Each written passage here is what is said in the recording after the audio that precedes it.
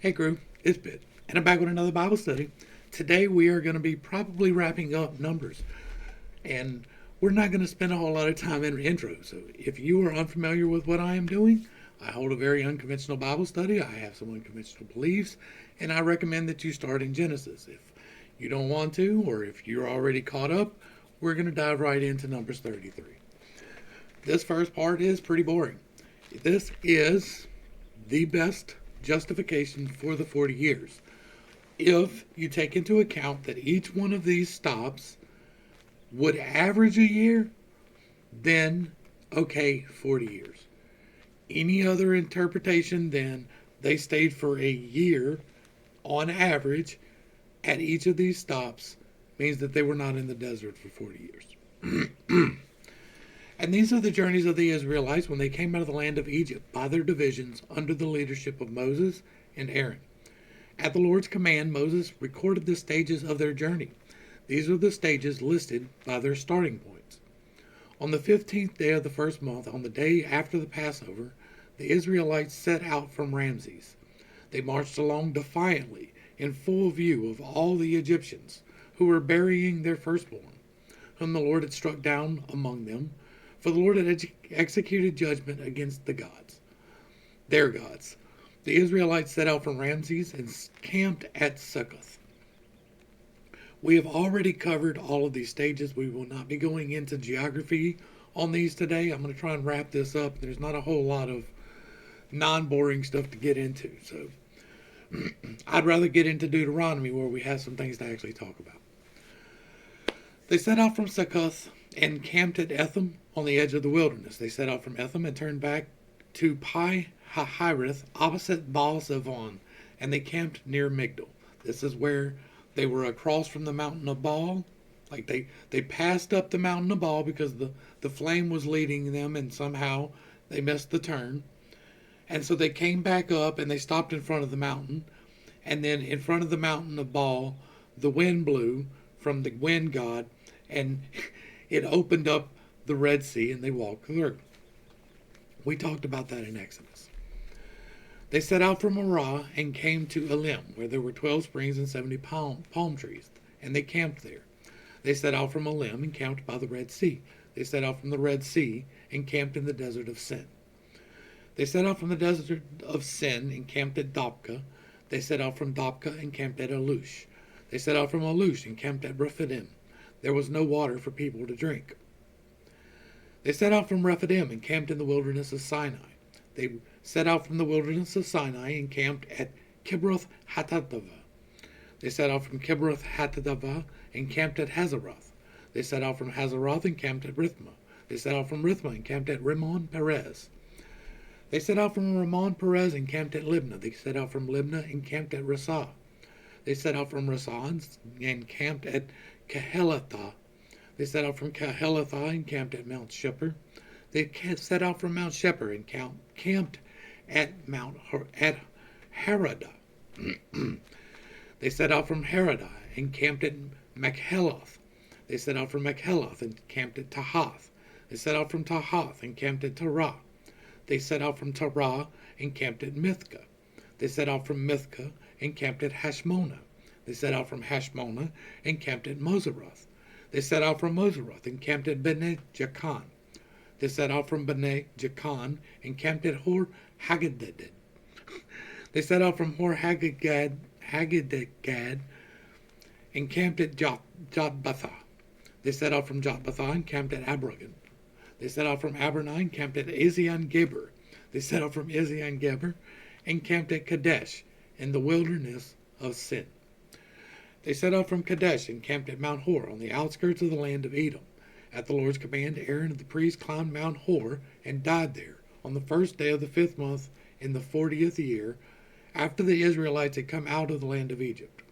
Aaron was 123 years old when he died in Mount Hor.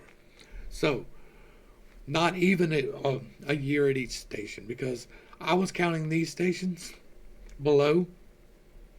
And so we're talking about from where we set out until now, in these 36 verses, we have spent 40 years at these camps.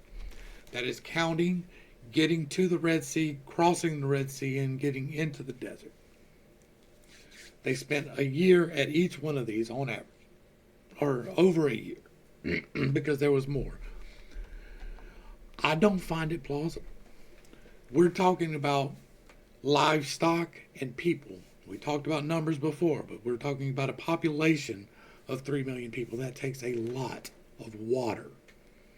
Like, on a minimum, a lot of water just for the people, not counting the animals. To take this many people and have them camp at a water source, an oasis in the desert, right? You've got this one spot right here that's got water. Well, I don't know if you're aware, but there's not a lot of rain in the desert. And so these oases are filled from groundwater, from the aquifer, but it's not at a rapid rate in most cases. That many people in that area would cause runoff into the water. Like, people bathing would be an issue. The animals drinking would be an issue. If you're talking about a single source the size of a house, even like a normal mid-American medium-sized house, that's a good size oasis, but that's a lot of people to get to that oasis. I find it very hard to believe it. I don't put it past God that it is a possibility, but I believe that the wandering in the wilderness was one of those stories that they were just trying to make the dogma, and it is. It becomes so ingrained that there can be no questioning of it, like many of the things in here. I just find it hard to believe. And I understand that makes me the anomaly. That makes me the unusual one. But I'm okay with that. There's a lot in this book that has been embellished. We have been through that. There is a lot in this book that is just flat out inconsistent with God and wrong. We have been through that. I think that the 40 years is that. This is the best argument for the 40 years, other than I said that it happened. Right? That is what we get in every other instance. Well, we said that 40 years happened, therefore 40 years happened. Okay. Now the Canaanite king of Arad, who lived in the Negev in the land of Canaan, heard that the Israelites were coming, and the Israelites set out from Mount Hor and camped at Zalmonah. That's an interesting thing that wasn't quite played out that way in the previous narrative. They set out from Zalmonah and camped at Punon. They set out from Punon and camped at Oboth. They set out from Oboth and camped at Lai Abarim on the border of the Moab. They set out from Aim and camped at Dibon Gad. They set out from Dibon Gad and camped at Almon Deblathium. They set out from Almon Deblathium and camped at the mountains of Abiram facing Nebo. They set out from the mountains of Abiram and camped on the plains of Moab by the Jordan across from the Jericho. And there on the plains of Moab they camped by the Jordan, from Beth Jesimoth to Abel Shittim. We went over the geography of where they are now. That's what this is. Instructions for occupying Canaan. On the plains of Moab by the Jordan, across from Jericho, the Lord said to Moses, "Speak to the Israelites and tell them, when you cross the Jordan into the land of Canaan, you must drive out before you all the inhabitants of the land, destroy all their carved images and cast idols, and demolish all their high places. You are to take possession of the land and settle in it, for I have given you the land to possess. And you are to divide the land by lot, according to your clans. Give a larger inheritance to a larger clan, and a smaller inheritance to a smaller one. Whatever falls to each one by lot will be his.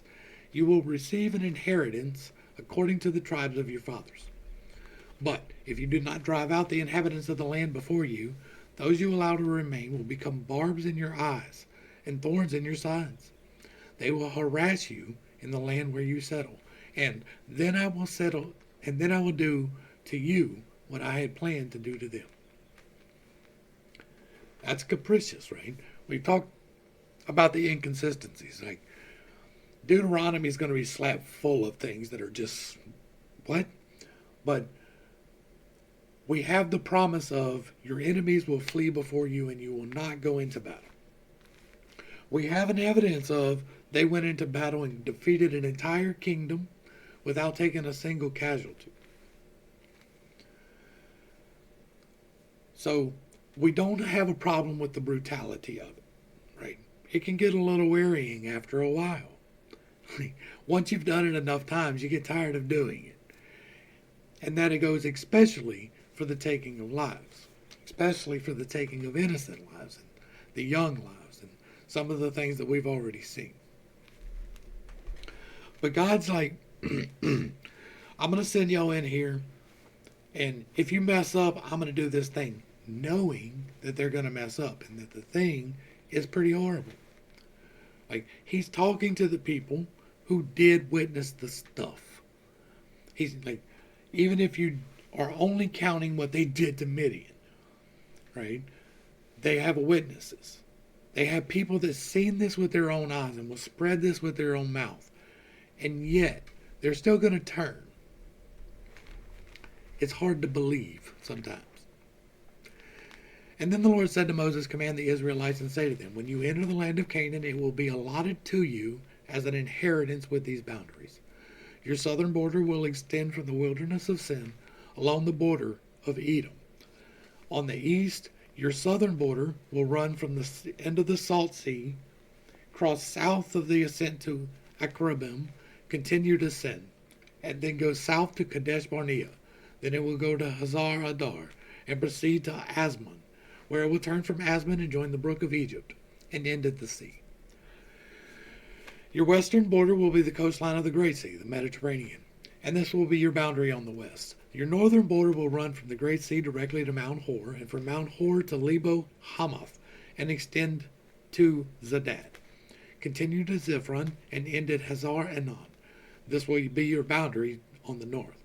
I'm not going to pull up the maps today. We will be getting more into maps into Deuteronomy. This is merely outlining pretty much the defining characteristics of Israel. It's going to go from the Salt Sea over to the Med, up the Med to Lebanon, across from Lebanon over to Syria, and then back down to the sea, to the Salt Sea.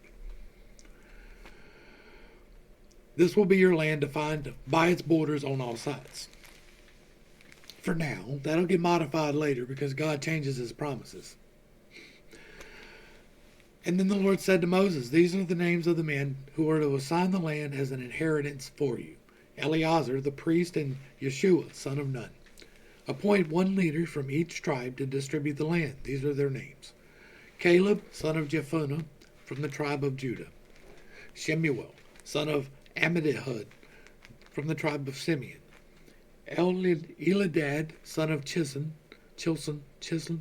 from the tribe of Benjamin. I know I've murdered these names, but it's not my native tongue. So, Buki, son of Jogli, a leader from the tribe of Dan.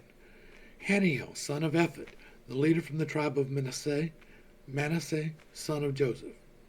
Kemuel, son of Shipton, the leader from the tribe of Ephraim. Elizaphan, son of Panak, the leader from the tribe of Zebulun. Paltiel, son of Azan, a leader from the tribe of Issachar. Ahihud, son of Shelomim, a leader from the tribe of Asher. And Pedahel, son of Ammihud, a leader from the tribe of Naphtali. These are the ones whom the Lord commanded to apportion their inheritance to the Israelites in the land of Canaan. So, they're planning on going in and taking this land over, and these particular people are going to be the ones to distribute it. The 48 cities for the Levites. Again the Lord spoke to Moses on the plain of Moab by the Jordan across from Jericho. Command the Israelites to give, from the inheritance they will possess, cities for the Levites to live in, and pasture land around the cities.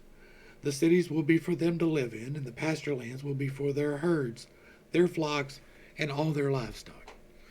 The pasture lands around the cities you are to give to the Levites will extend 1,000 cubits from a wall on every side. Now, the cubit has varied You have several different variations of the cubit, but generally speaking, the cubit is the length from your top of the bald fist to the bottom of your elbow, as a general, right? So you're looking at about 2 to 2.5 feet, depending on when you interpret the cubit. So 2,000 feet, pretty close to a mile around every city belongs to the Levites for their praise, their stuff, in every land, because they are not given a land. But they're given a lot of stuff. 6 of the cities you give the Levites are to be appointed as cities of refuge, to which a manslayer may flee. In addition to these, give the Levites 42 other cities. The total number of cities you give the Levites will be 48, with their corresponding pasture lands. The cities that you apportion from the territory of the Israelites should be given to the Levites in proportion to the inheritance of each tribe, more from a larger tribe and less from a smaller one. And then the Lord said to Moses, "Speak to the Israelites and tell them, when you cross the Jordan in the land of the Canaan, designate cities to serve as your cities of refuge, so that a person who kills someone unintentionally may flee there. You are to have these cities as a refuge from the avenger, so that the manslayer will not die until he stands trial before the assembly. The cities you select will be your 6 cities of refuge. Select 3 cities across the Jordan and 3 in the land of Canaan as cities of refuge. These 6 cities will serve as a refuge for the Israelites and for the foreigner or stranger among them, so that anyone who kills a person unintentionally may flee there. If, however, anyone strikes a person with an iron object and kills him, he is a murderer. The murderer must surely be put to death. Or, if anyone has in his hand a stone of deadly size, and he strikes and kills another, he is a murderer. The murderer must surely be put to death. If anyone has in his hand a deadly object of wood, and he strikes another, he is a murderer. The murderer must surely be put to death. The avenger of blood is to put the murderer to death, and when he finds him, he is to kill him." Now, the avenger of blood is a position that is held, right? It's like a cop, but they're justice. So Tom killed Bob. Becky goes hires the avenger, and the avenger goes and kills the guy. Likewise, if anyone maliciously pushes another or intentionally throws an object at him and kills him, or if in hostility he strikes him with his hand and he dies, the one who struck him must surely be put to death. He is a murderer. When the avenger of blood finds the murderer, he is to kill him. But if anyone pushes the person suddenly without hostility, or throws an object at him unintentionally, or without looking drops a heavy stone that kills him, but he was not an enemy and did not intend to harm him, then the congregation must judge between the slayer and the avenger of blood, according to these ordinances. The assembly is to protect the manslayer from the hand of the avenger of blood, and then the assembly will return him to the city of refuge to which he fled. He must live there until the death of the high priest, who was anointed with holy oil. So your sentence is dependent on the life of the priest. And you could get lucky. You could kill somebody by accident and be judged to serve your time in this city, and it could be a year. Or it could be 60. That's justice. It's probably 7, because they like to forgive things at 7, right? But if the manslayer ever goes outside the limits of the city of refuge to which he fled, and the avenger of blood finds him outside of a city of refuge and kills him, then the avenger will not be guilty of bloodshed. Because the manslayer must remain in his city of refuge until the death of the high priest. Only after the death of the high priest may he return to the land he owns. After being found not guilty of murder. Right? This is involuntary manslaughter. There will be a statutory ordinance for you for generations to come wherever you live. If anyone kills a person, the murderer is to be put to death. on the testimony of the witnesses. But no one is to be put to death based on the testimony of a lone witness. If you are not to accept ransom for the life of a murderer who deserves to die, he must surely be put to death. Nor should you accept a ransom for the person who flees to a city of refuge and allow him to return and live on his own land before the death of the high priest. Do not pollute the land where you live, for bloodshed pollutes the land, and no atonement can be made for the land on which the blood is shed, except by the blood of the one who sheds it. Do not defile the land where you live and where I dwell, for I, the Lord, dwell among the Israelites. It's going to be real important to remember that when we get into Deuteronomy. They didn't take possession of Midian, but they did take out Og, right? They killed Og. They took over the land of Bashan. They killed a lot of people in their land. There is blood on the ground in their land. Now, the family heads of the clan of Gilead, son of Machir, son of Masel, one of the clans of Joseph, approached Moses and gave the leaders who were the heads of the Israelite families and addressed them, saying, When the Lord commanded my Lord to give the land as an inheritance to the Israelites by lot, he also commanded him to give the inheritance of our brother Zelophehad to his daughters. But if they marry any of the men from the other tribes of Israel, their inheritance will be withdrawn from the portion of our fathers and added to the tribe into which they marry. So, their allotted inheritance would be taken away, and when the Jubilee for the Israelites comes, their inheritance will be added to the tribe into which they marry and taken away from the tribe of our fathers. So at the word of the Lord, Moses commanded the Israelites.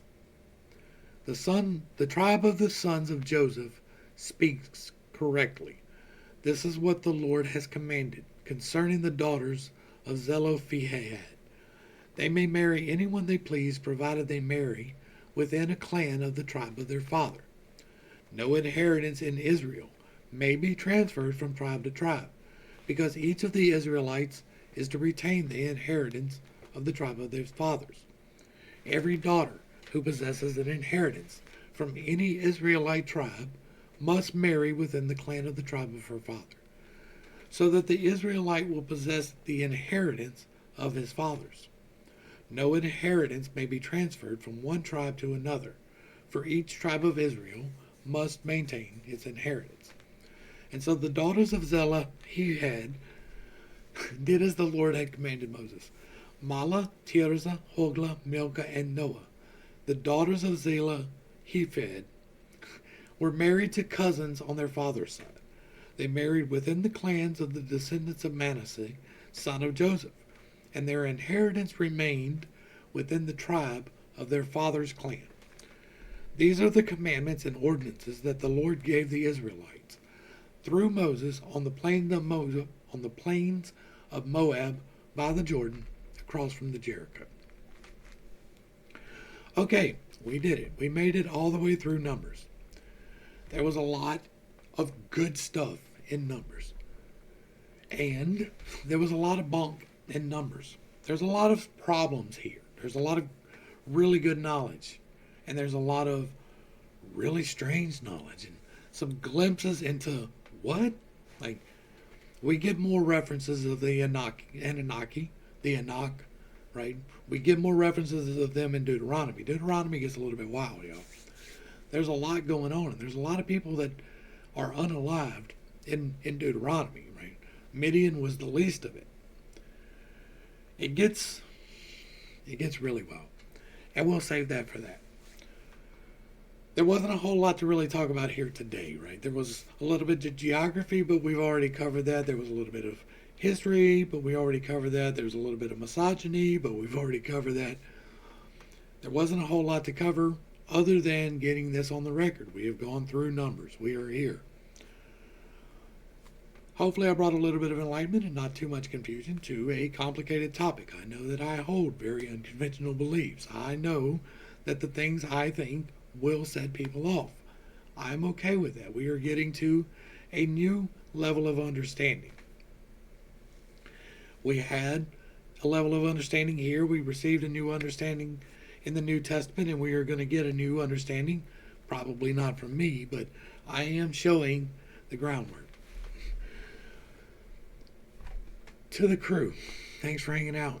I appreciate every single minute that you are here with me, and I am praying for you every single day. Until next time, I love you. God loves you. You're perfect, whole, and complete just the way that you are. And this has been Pit State. Peace.